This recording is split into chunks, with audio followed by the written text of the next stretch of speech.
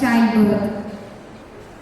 Now, embrace the power within yourself and join me on this journey into the heart of a force that turns adversity into opportunity and molds individuals into champions. Brace yourself as we invite Team S11 onto the stage to embark on a transformative exploration of resilience, a quality that shapes destiny and fuels the human spirit.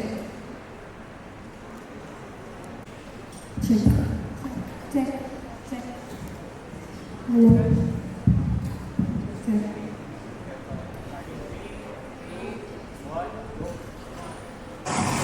Breaking news, July 22nd, 2019, Satish Dhawan Space Center, Sriharikota. India launches its second lunar mission, Chandrayaan 2. Scientists and engineers behind Chandrayaan 2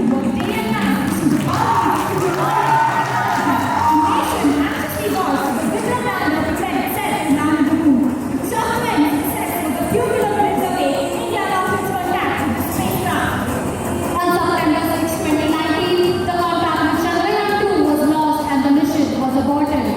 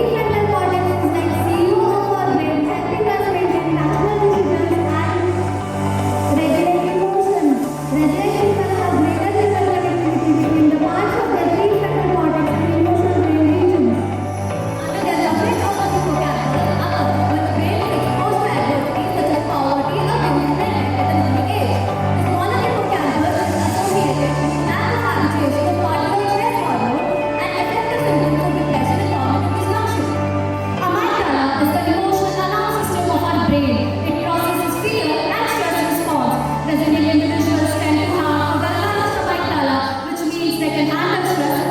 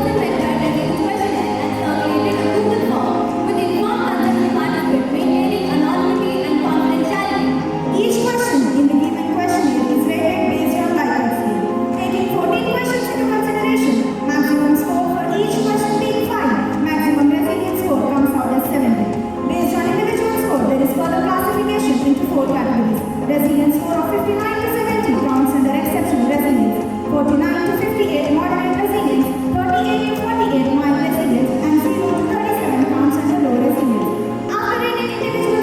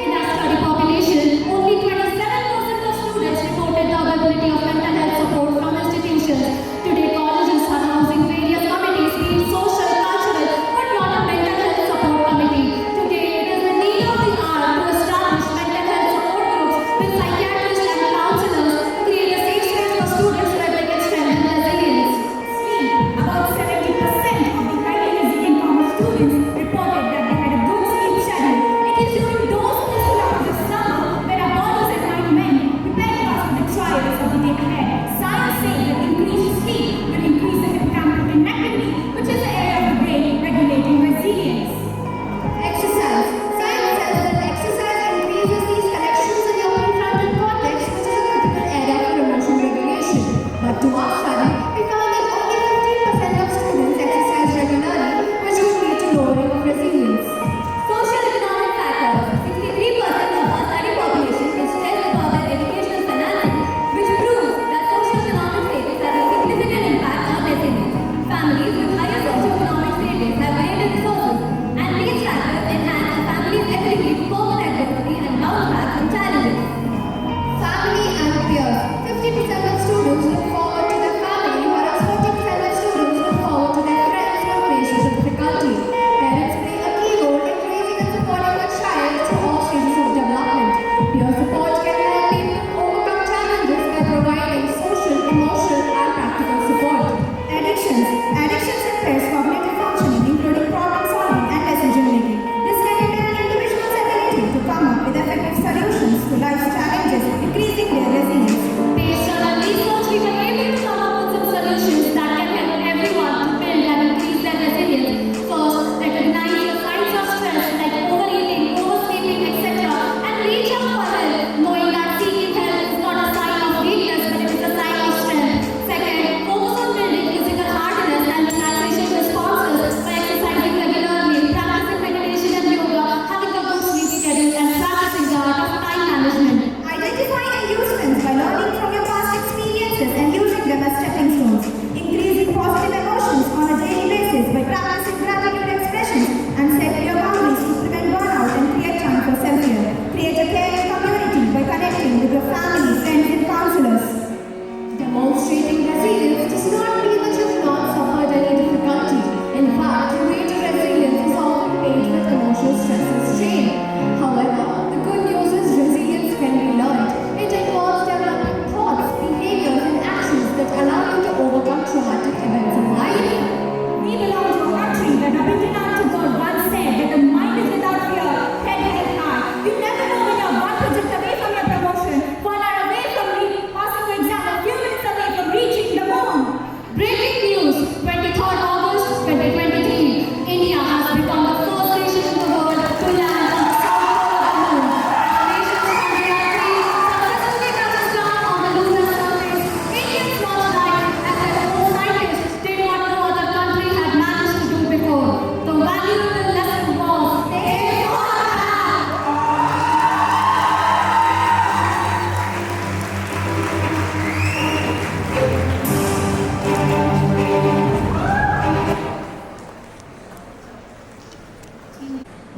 So from the college, from the management side, other than counseling, what do you expect? As a student, what do you expect? Thank you for the question, ma'am. We had mentors. Our college had mentors in the physiology department, and we were assigned, every professor was assigned 15 students. So similarly, if we can contribute, like professors can contribute such a system where we can make skill groups or mindfulness programs where students can communicate with the professors, and professors should also develop that trust with the students so that they can come to them and express whatever hardships they are facing. Thank you, ma'am. Do you have any communication issues with your seniors? Do you have any communication issues? Communicating your problems to seniors, your professors? No, ma'am, absolutely not. At least in our college, from what we've seen, our seniors have always been very supportive, and they're the ones that actually pushed us to take part in every competition and every event that happens in college. And that's the same case with every department in our college. Even when we're going to come here, they were the ones, our physiology department, our community medicine department, they've helped us so much. And they've given us everything that we needed to be here right now. The mentorship is helping you? Yes, ma'am, absolutely. Okay. And yes, it is disheartening to see how the medical students are faring, most probably because of the stress involved in the amount of study that you need to go, and it gives you higher strength when you study and you go along. But I was just thinking, I felt there's one element which is not touched and which you see in other institutions. Like for example, in the previous century institutes like the IITs, you do have a special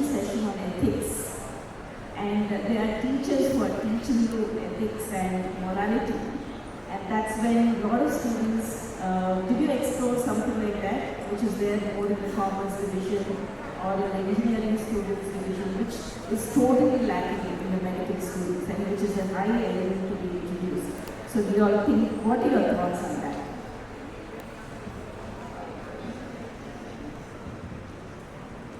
On classes related to ethics, cultural practices, how do you live your lives, maybe even spirituality. Thank you so much for the question, ma'am. Actually, the cultural committees and ethical committees, I think, are very necessary, especially in colleges, because while some people may find it easier to participate in all of them and know about all of them and be a part of them, I don't think everybody has the same opportunity. Maybe some people have gone to schools where they do not have such exposure. So now if they have that and they're finding out what it is actually about and what they can participate in, I think it is really useful. Thank you for that, but I was actually expecting something to do not with cultural, but I meant to say evolution, evolving your own self. So that was the cultural experience that Mongolian individual could go through, which will be an answer to all these problems of resilience. Thank you. We look into more. That was a very good presentation. Even in medical colleges, I think in Osmecon Medical College there is an ethics class. In the first year, yes, they do pay. So it's not actually an individual has such a complex attitude and mentality that a single class or some counseling is going to change him or her. So it requires from the childhood, from the school days onwards. We used to have, like Madam said, morals classes, stories classes. There used to be, it's not simply MSEC from the first class or LKG onwards. It was an all-round development of an individual that is important to develop his resilience. A single class, a single counseling session is not going to improve anything. It has to be from the household, starting from the house, where nowadays both spouses are busy, they can't change anything. They send to the school, LKG onwards, it is MSEC. What is economic data, what is F is equal to F. So where is this resilience taught? It is not taught at all. That is the basic problem. Now the basic problem in this paper is that, yes, it's a very relevant topic, but the background, the situation in which an individual lives, resides, studies, faces problems and all that are very much varying. Like you said, engineering students, a student from Varsity College, a student from CBIT, a student from IIT are vastly different. And there are some of the engineering colleges and medical colleges where students don't come to class at all. I have been an examiner in combined AP for almost every college. I have seen every hue and color of students. So you can't generalize. That is the basic problem in this issue. Resilience is an individual issue. It cannot be defined, it cannot be made generalized. And each individual has resilience to one thing, he is not resilient to another thing. He may be resilient to academic turbulence, he may not be resilient to domestic turbulence. So that problem is there.